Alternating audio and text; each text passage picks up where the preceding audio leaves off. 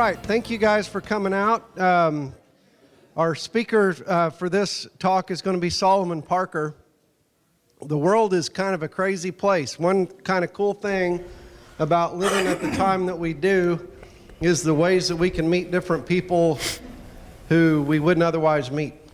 And I met Solomon Parker online on BSource years ago. I don't know how long it's been. And at that time, Solomon was living over in Arkansas. And then he came over to visit and attend a Big Bee Buzz and stayed at my house. And over the years, Solomon has been fighting the fight to keep bees treatment-free.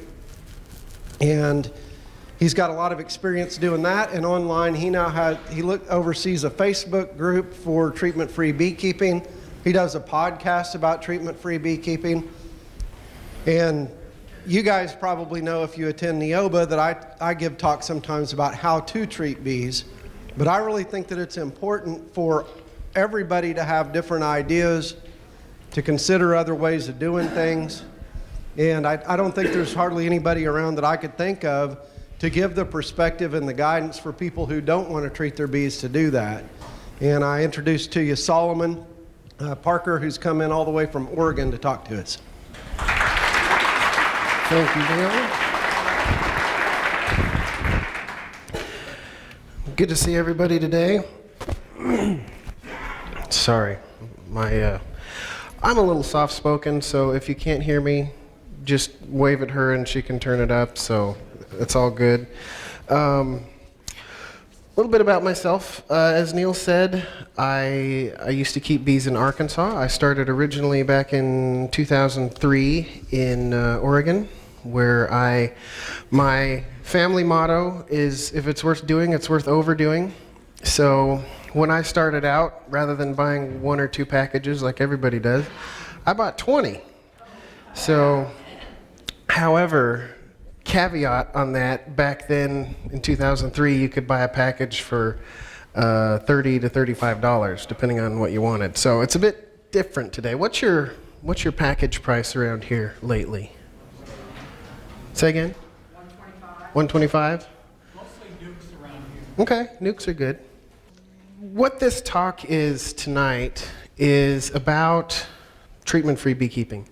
And it's called an overview in your program, but I've since given it a bit more of a catchy name. I call it Let 'em Die. The case for doing it the hard way. And that's to be a little bit more memorable, because that is the kind of idea that's put upon us as treatment-free beekeepers, and it's not entirely wrong, but it's not completely right either. So before I really get into my case for treatment-free beekeeping, let me give you a few definitions, because I want you to understand what I'm talking about when I use the words treatment-free beekeeping. I've spent many years developing the definition, because there are a lot of people who try to define it as anything you do in the hive. So putting bees in a box, that's treating. No, that's beekeeping. Planting thyme or something like that outside the hive in hopes that the bees will gather some of the thymol and treat themselves, that's treating. No, that's gardening. What we do as beekeepers is beekeeping. We insert ourselves into the bee's natural way of doing things. We manipulate them. We try to breed them to make them nicer for our usage, to produce more honey, to swarm less, to be more gentle. These things are beekeeping. They're part of husbandry as we work in agriculture, which is what beekeeping is. So I myself, and the other thing is, I'm not here to argue with anybody. I'm not trying to convince you to become a treatment-free beekeeper if you're not. Who all are already treatment-free beekeepers? Okay, about maybe 25, 30%. I'm not here to argue with you. If you're here to get the information from me that I have to offer, then that's what I'm offering you. If you don't want to follow my methods or approach beekeeping in a treatment-free way, That's fine. I'm not here to argue. But as I'm talking here and as I go along, if you have any questions, please raise your hand and ask, because I have decided that my work, for the most part, is to educate new beekeepers especially. And since I'm not a new beekeeper myself, I don't necessarily know the right questions to answer. Okay, so if you have a question, please ask.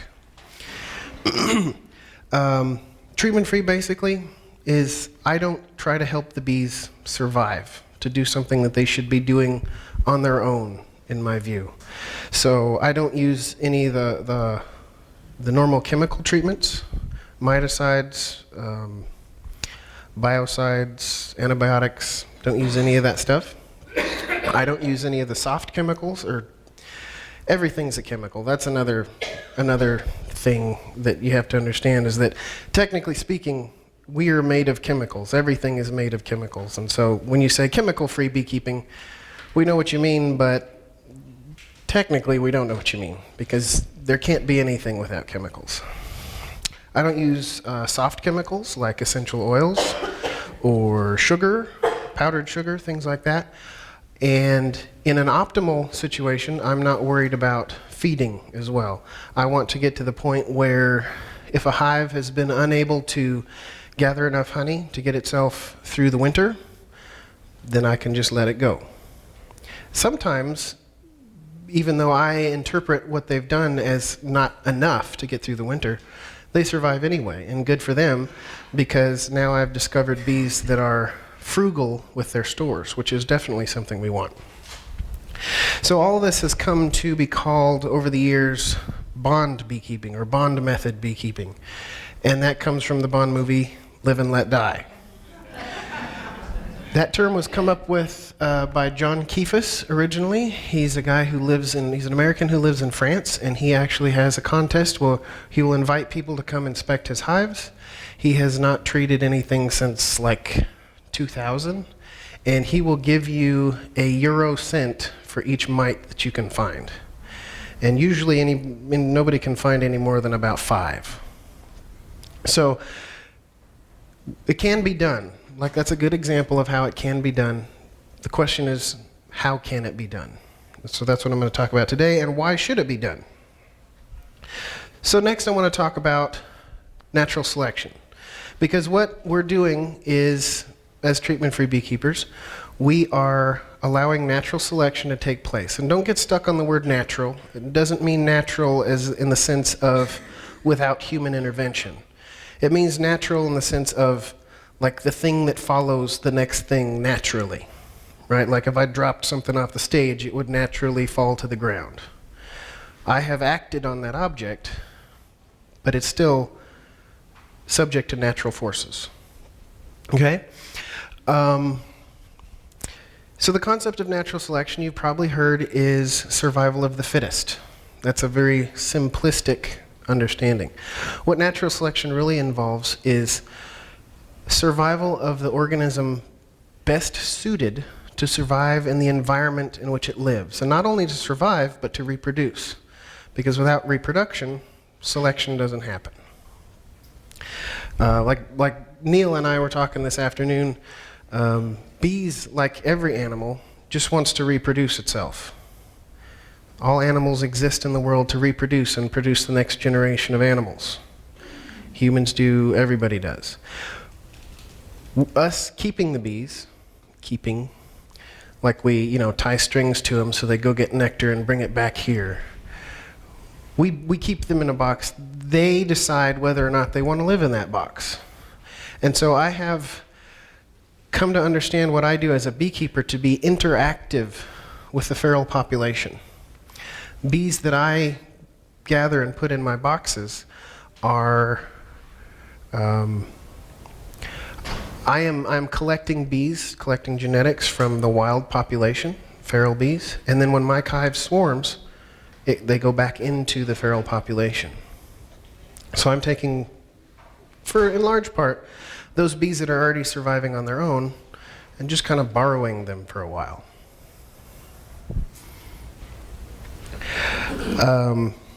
Adaptation, which is another thing that I want to talk about, is what happens when animals with a certain trait or certain combination of traits, it's always a huge combination of traits. It's not a single trait that allows for survival. It's a huge combination of traits that together work out to produce an organism that is suited to survive and reproduce in its environment. So what we're trying to do here is not evolution. We're not trying to create bees that are like the next evolutionary step in the process. We're just trying to find bees that through reduction in the population, losing the least fit individuals, in our case hives or queens, the least fit individuals that cannot survive in the environment. And so adaptation occurs when those beneficial traits working together produce creatures that can survive in their environment. I like to give a nice little example of, we've all seen on Discovery Channel or Nature or something, gazelle and cheetahs. All right, we have in nature, in the African savanna, you've got gazelle that are out there eating grass and whatever else they eat, and reproducing, producing new gazelle, but along come these cheetahs who also want to have something to eat and reproduce and produce their offspring as well. So the gazelle run pretty fast and they zigzag and do all this stuff. And cheetah runs much faster, more of a straight line. Can't quite do all the zigging and the zagging. Okay?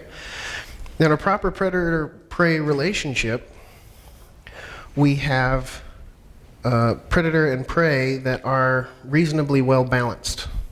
Because if the cheetahs ate all of the gazelle, then the cheetahs would die.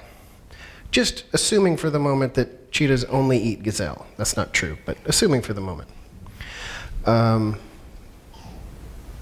if the cheetahs all die, if the gazelle are too fast, and the cheetahs all die, and then the gazelle grow in huge numbers of populations, they start catching diseases and plagues and things, and it ends up being a bad show. So it's a process where we actually want the predator around and we want the prey to be strong. Now with the mites, it's not quite, we don't think of it that way, but we can. We can think of it like Kirk Webster says, in the sense that the varroa will reduce our least fit bees out of the population, leaving us with strong bees. What happens when we treat, on the other hand, is an unbalanced situation. Because without the mites there to reduce the population of the bees that can't handle mites, because there's no way we can get rid of all the mites. You treat every hive in the country perfectly, you're going to miss mites because not all mites are killed by treatment. And you're going to miss all the hives that are feral hives that live out in the trees and live out in the people's houses and eaves and basements and all the places where bees go. We can't get rid of the mites unless somebody comes up with some sort of viral infection, but let's not worry about that right now. So what we do is we're actually, when we treat, we're selecting for mites that can survive the treatment through whatever number of adaptations of their own. And we also reduce the ability of the bees. We eliminate the selection and adaptation necessary for them to develop the right mix of traits so that they can resist the mites. Right? So when we treat, we produce weak bees and strong mites. When we return to the way nature does it, to the way the feral bees are already doing it, we're actually breeding for strong bees, bees that can survive the mites, that have developed the correct mix of traits that they need, and weak mites. Because we don't want a predator that kills its prey, especially in the case of mites, which are a parasite. If a parasite, if you were out in the woods and you picked up a tick and it killed you, that would be bad for the tick because the tick also dies. It's going to have trouble finding, and that's especially the case with mites. When mites kill a hive, the vast majority of the mites in the hive also die, and especially when a hive dies during the winter when other bees can't come in and rob it and spread the mites around other ways. So we're breeding for strong bees and weak mites. And it's a continual process, right? Every day when the cheetah chases after gazelle, it's a process in deciding whether or not the cheetah can catch the gazelle. And generally speaking, the cheetah is going to go after the slowest gazelle in the herd. And if a cheetah itself is not fast enough, it's not going to catch the gazelle and it's going to starve to death. So we're all the time reducing the outliers from the population, eliminating the outliers from the population. Okay? Anybody have any questions so far? I want to make sure we get everything on the table. So what are some of the traits that we look for in bees? Yes? How does the mite population, because there's the virus population fit into that? The virus population fits in similarly. And another thing I focus on is not getting too much into detail about what the traits and things are that actually work out to produce the resistance. So if the bees, number one, if the bees can deal with the mites well, then they're going to have less opportunity for the viruses to take hold. But there's also a process of immunity to viruses as well, which I'm not totally studied up on with bees. I know how it works in humans, but I don't want to make too many direct comparisons.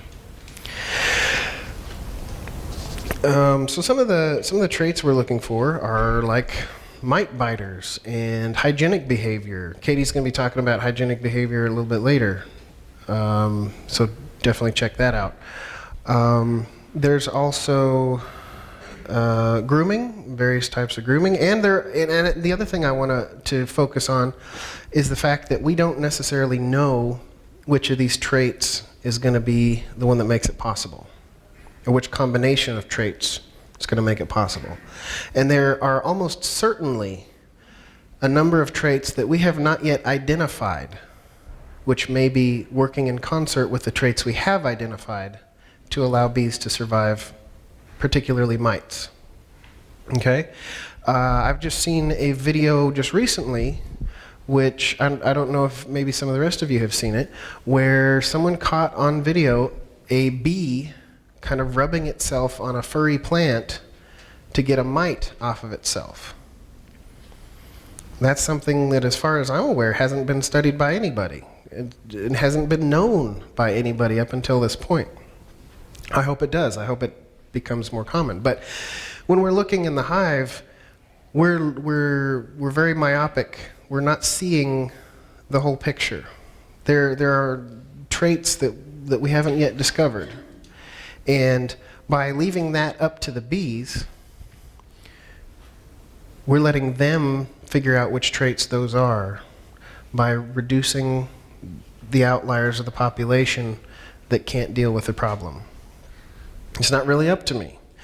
One of my favorite ones is where bees will force the varroa through whatever methods. I personally chalk it up to the use of smaller or natural or foundationless cell size, where the mites are focusing more on the drone brood, and that allows the hive itself to withstand a higher population of mites, because the mites are eating the drones, and the drones aren't super necessary in the daily operation of the hive. That's a beneficial trait, even though you might see a bunch of drones with deformed wings running around on the ground. When I first started doing my research to learn how to keep bees back in fall of 2002, treatment-free beekeeping wasn't really a big thing.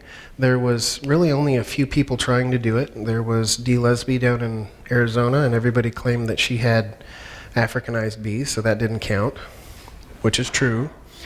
And there was Michael Bush, who lives in Nebraska, and he had just had his first successful winter where he didn't lose all of his hives. And I was told by many of the opponents of what we were trying to do that in the same way that there are no wolf-resistant sheep, there are no varroa-resistant bees. I didn't have a good comeback for that at the time, but I discovered later there are wolf-resistant sheep, right? They're called bighorn sheep. They run around up in the mountains where the wolves can't get to. The reason why we don't have wolf-resistant sheep, the ones that run around in the fields and are really big and furry and fat and make meat, is because we've spent thousands of years making them big and furry and fat for meat and wool. We made the sheep that are not wolf-resistant. And to a certain extent, we've also made the bees that are not varroa-resistant by eliminating their need to deal with the mites on their own through treating. So I want to talk about mites because they're such a big problem. But this problem has cropped up in the past. Did you know that the wax moth used to be called the bee wolf? And that if you look back in the old beekeeping books from the 1800s and the early 1900s, that they would talk about hives being killed off by wax moths? That's not really a big thing that happens anymore. Wax moths have been reduced to a level where they really only go after hives that are weak or that are already dead. They've become a pest rather than a predator. Tracheal mites. Anybody remember tracheal mites? Does anybody treat for tracheal mites? What happened to tracheal mites? What happened to tracheal mites was that something worse came along and we forgot all about them. And because we forgot all about them, the bees dealt with them on their own. And they're not a problem anymore. You might hear occasionally, and I hear occasionally, of hives that die of things that look like a tracheal mite infection. But they're generally weak already, or something else is wrong with them already. American foul brood. How many in here have actually had a case of American foul brood? The experienced beekeepers in the back. Most people don't see American foul brood anymore. Why is that? Because for years and years and years, we burned all the hives that caught American foul brood. We didn't even give them the chance to die on their own. We killed them for them. Right?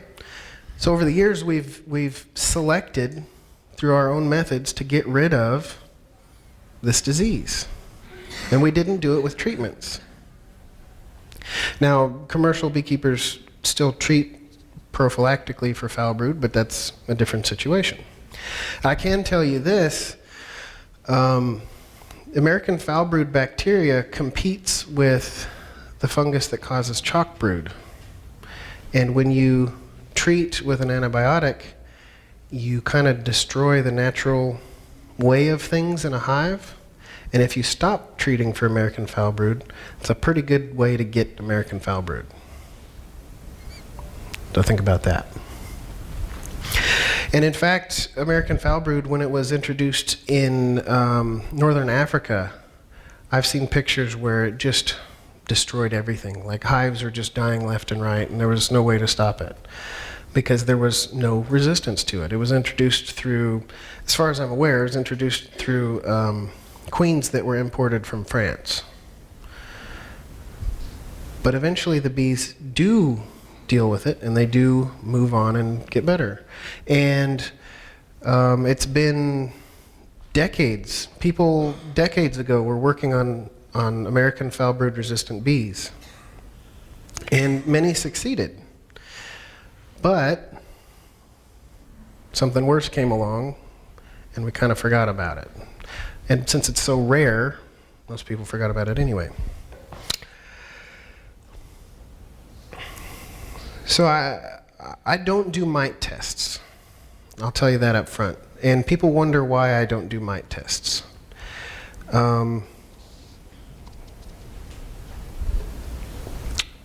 If I do a mite test and I find that I have a high mite level, what am I going to do about it? I'm a treatment-free beekeeper. I'm not going to do anything about it. I might, if the situation is really bad, combine that hive with a stronger hive and just take the loss ahead of time. And you can do that. That's fine. I also like to often give them the chance to fix it. Because I had one hive one time where I pulled open the hive in November, doing my final hive inspection for the year. I think this was maybe 2011, 2012. And I pulled out this frame, and I could, every once in a while, when you're looking at bees, you'll see one that has a mite on it. Just normal case. But I'm looking at this frame of bees, and there are dozens of bees with mites on them. And there are mites in the cells that I can see that are about to be capped. And there are mites crawling across the comb and across the top bar. Like, this thing is just infested. Right? If they were rabbits, it would have been the cutest infestation ever. But they weren't. They were mites. And that year, I went into winter with 11 hives, and I lost one.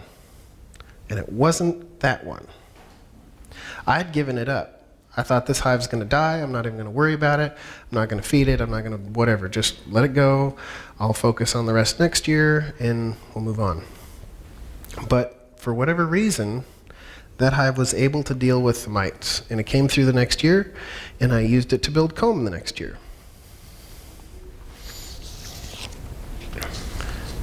So why don't I help the hive when I could?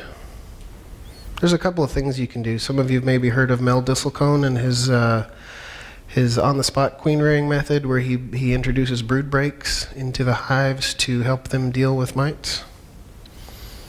When you do something like that, you're actually selecting for bees that need your help to survive. So it's really no different than a treatment. Now, if you're a new beekeeper and you're just starting out, definitely, if you think that that's what you need to do to get through the first year or two and to expand your numbers and have enough rolls of the dice. Each hive is a roll of the dice to get the correct variation of traits that you need for survival. Definitely do something like that in the first couple of years. But in the long term, we're really looking for bees that can survive on their own without treatment. And so we have to let them survive on their own without treatment. If we don't let them do it themselves, they'll never really succeed in doing that. I have heard many people try and tell me that what you should do is test for mites, and when they get bad mites, requeen that hive. Or treat that hive and then requeen it the next year. What I haven't heard is anybody that's really succeeded in doing that. You'll never be treatment-free until you are treatment-free. You never learn to walk until you get up and walk. You can never walk without crutches until you put the crutches down. If they're there, if the help is there, you'll use it. Compare this back to our gazelle and our cheetah. It'd be kind of like putting our gazelle on a trailer. Right, we're helping the gazelle, we're going to drive it across the Serengeti at 75 miles an hour. And the cheetah can only run 70 miles an hour until you get a flat tire. And then the gazelle's hosed. And I want bees, particularly, that survive after I'm gone. When I lived in Denver for a year and a half, and I had my bees out in the desert desert, north of town, north of the city. And I was riding out there on my motorcycle one time just to look around, you know, because I like to go ride on my motorcycle to clear my head. And I hit a mud puddle, and I flipped my bike, and it landed on my foot and broke my foot. And I basically had to lay there for an hour waiting for my wife to come pick me up to take me to the hospital. And I was out of commission for like 2 months. I couldn't drive, I couldn't work on my bees, I couldn't do anything on my own. But since they are not reliant on my help, they survived. Another good example is Michael Bush.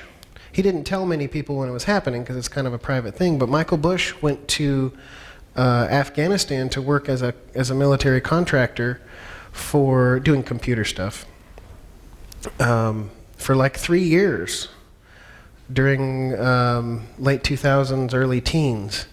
He was gone for 3 years, and he came back and he still had bees because they weren't needing his help to survive. I went up there in 2011 right in the middle of his stint to check on him, and all we did was we would go out to a yard, we would find the dead outs, because there's always going to be some. That's another thing that I really want to impress on you. There will always be losses. Don't let your loss rate be the thing that you are trying to, don't let that be the measure of your beekeeping experience. You as beekeepers are doing this hopefully because you enjoy it. There are some commercial beekeepers around that may not be doing it because they enjoy it, but be doing it for money, and that's a different situation. But the vast majority of you in this room are doing it because you enjoy it. So don't let your success be based on your loss rates, because there will always be loss rates. You will always lose hives. There's a chance that you might not lose hives one or 2 years here and there. But in nature, if you get a really bad year, a drought, an excessively cold winter, you will see that a lot of the feral hives have been reduced in number by the number of swarms that you'll see the next year. Less hives survive the winter, less swarms the next year. It's a natural process, and it continues every year. All right, I got about 8 more minutes, so I want to talk about one more thing and then open it up for questions. I want to make sure to get questions. I want to tell you about failure modes. I've been doing this for 14 years. I've seen a lot of people give up, and to me, that's failure. Losing all your hives in any given year is not failure. Losing all your hives and then not starting again, that's failure. And I don't want to see that. I had a friend from church who, she came up to me one day and said, "Hey, my bees are going to be here on Tuesday. Can you come help me install them?" And I'm going, "This is the first time hearing of this. You didn't tell me that you were getting into beekeeping. I maybe could have given you some pointers, some help. I could have got you prepared properly so that you wouldn't be jumping into it." So I went and helped her, got everything installed, did as much as I could to tell her what she needed to know, but of course, by that point, it's kind of a little too late. You know, one of the things you can do is be a little bit more choosy with where you get your bees from or how you get them.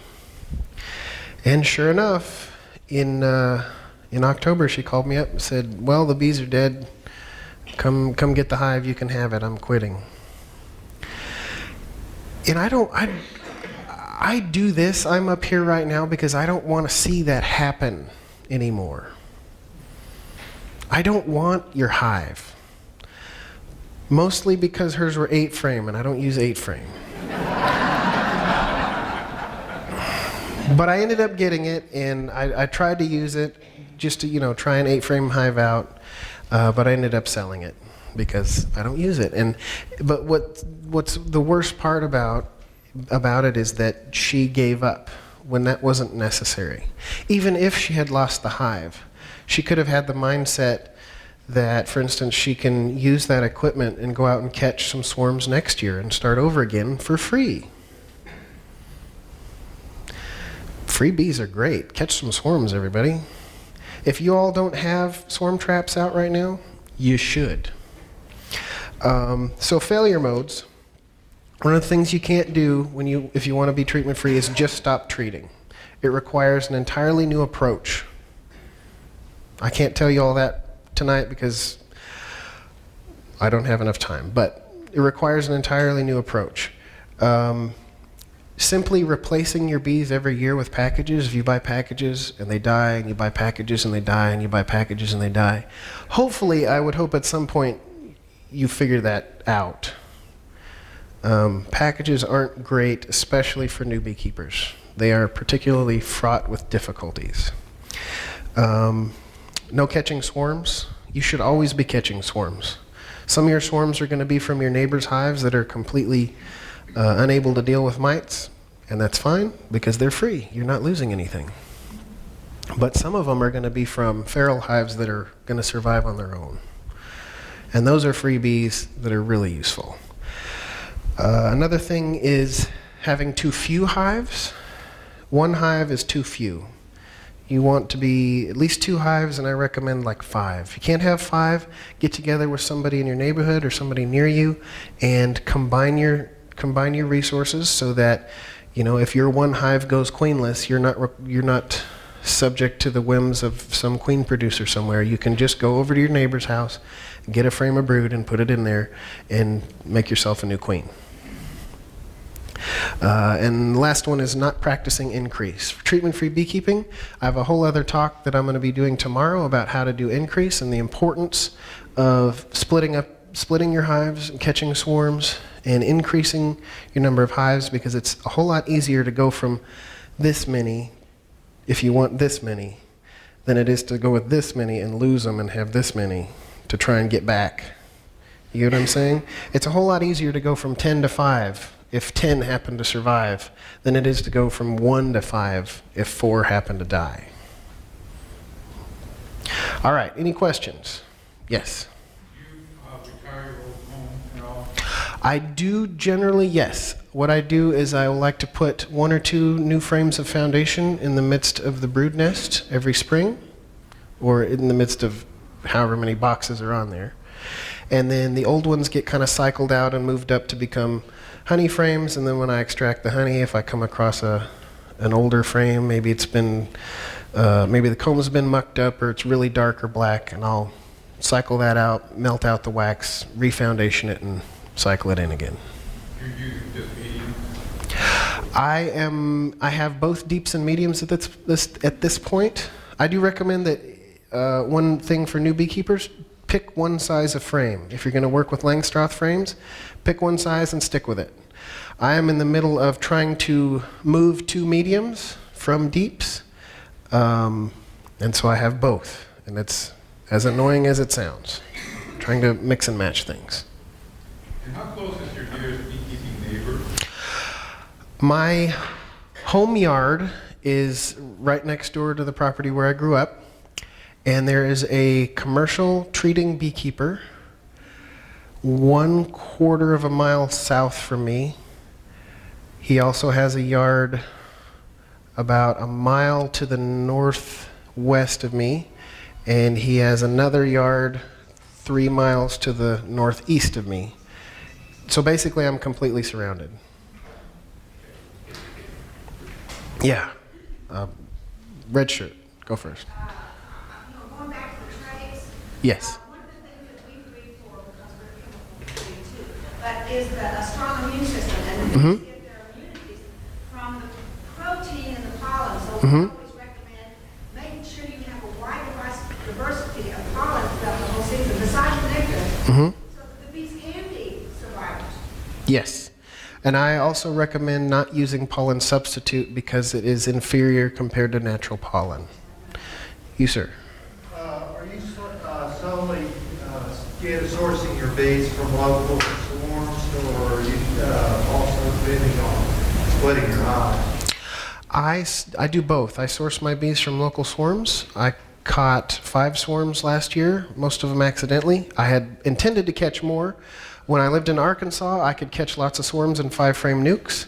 That doesn't work in Oregon. They like bigger boxes. And so I caught a bunch of swarms accidentally in empty box piles and bigger boxes. I also do some very heavy raising of queens and nukes to expand my own and also sell some. And I'll be talking about that tomorrow in the rapid expansion and splitting methods and things. Yes, sir. Currently, I have about a dozen. I normally like to have 2 dozen or more. The reason why I only have a dozen right now is I had to drop down from when I moved to Arkansas to Denver, and then again when I moved from Denver to Oregon. And so I'm now coming back from that. But typically I like to have 25 to 30 hives go into winter. Yes? The dioxin, some of the hives, what do you typically do? Do you go ahead and move that hive? Do you think it's location? Or do you do any type, I know that you don't do any type of cleaning, but some type of inspection of the inside of the hive to see if you need to do something different?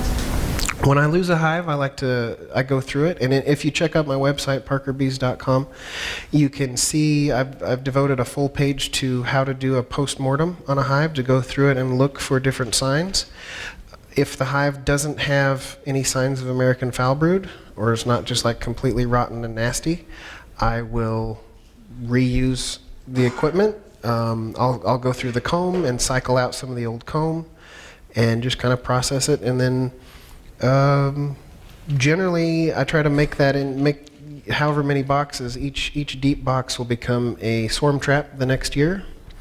And then if it doesn't catch a swarm, they'll use it for a super. If it does catch a swarm, then it'll become part of a new hive. And just kind of cycle everything through.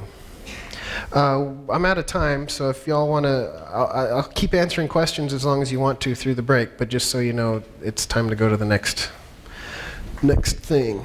So, yes, question. You've got a dozen hives, and you have one that dies out. How do you figure out what one you're going to re-queen out of? I mean, how do you know if they're hygienic? How do you know if they're wife-finding? How do you don't ever really see that other than when you sold them to me, you said, hey, these are hygienic bees, okay? So if I've got 3 or 4 hives and I have one die, or I want to split one that's got good genes, good opportunity to succeed, how do I know that? The question is, how do I pick what hives to split from when I'm replacing my losses, right? There's a lot of different things to go into, and Katie will be talking about that here in a moment, about how to find out if a hive is hygienic. Personally, I go with the hive that is, number 1, I want gentle bees because I don't work with gloves. Number 2, I want bees that are productive. And so generally a productive hive that continues to be productive over more than 1 year in a row is going to have that stuff dealt with. So you wouldn't say productive one that has sustained itself year after year after productive like that, not producing a lot of honey or anything like that. You're talking about production as means reproduction. That too, yeah. But if a hive generates a lot of honey and it survived the last winter, if it was a good hive last year, then that hive is good enough for me this year. It's just kind of I don't do any specific tests, so it's good to find out. Yes?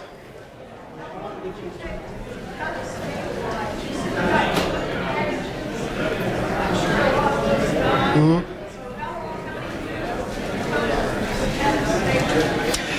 The question is, how long did it take before I had a stable population from when I started? In Oregon, it kind of was gentle. It wasn't like a crash. It was a gentle, I lost 15 of those original 20 over the course of 5 years. And it wasn't until I moved to Arkansas, to a different state, till I had a crash. And then when I came back from the crash, it took about 2 or 3 years to get back from the crash to a stable population where I was experiencing, say, 5 to 20% losses, which I consider normal and acceptable. What time is it? All right, we got 10 more minutes before the next talk starts. So anybody, yes? Say again? Oregon, we do have hive beetles. They're not a huge problem. The soil isn't really conducive to them pupating and things. So they are there, but generally don't have a problem with them. Yes, ma'am. Touched on just a little bit, and I came in late, so I might have missed it, but it's the new beekeepers that buy packages nukes from who knows where and say I'm going to be treatment-free. It was in Randy Oliver's column this month in American Hero. They just buy them from wherever, and then they don't treat them, they die. Yeah. In our club, we do have, Helen and Mac, they both ask some questions, a pretty loosely knit group of survivor bee sharing and trade. Yes. Survivor bee sharing. Larvae and, trade queens. Yes. Take them to somebody else's yard. Yeah, what she's talking about is when you start out, the source of your bees matters. You can't just buy the cheapest package that's available and put it in your hive and not treat it and expect everything to work out. You bought bees from me Yes, I did. back in, 5-6 years ago? Yeah, something like that. And they worked out well for you. They worked out well, they were great. And I lost the queen beekeeper error, but fortunately they spread some drones around. Yeah. I think I still got them going. Yeah, she's always one of my favorite cases because she bought bees from me and they survived and did well. And I just got an email from another guy back in Arkansas who still has the same hive that I sold him 4 years ago, and he was happy about that. So. We need to switch the microphone. All right, yeah, switching the microphone. I'll be hanging around. Feel free to stop me and talk to me if you see me anywhere. I'm here for you, so use me up.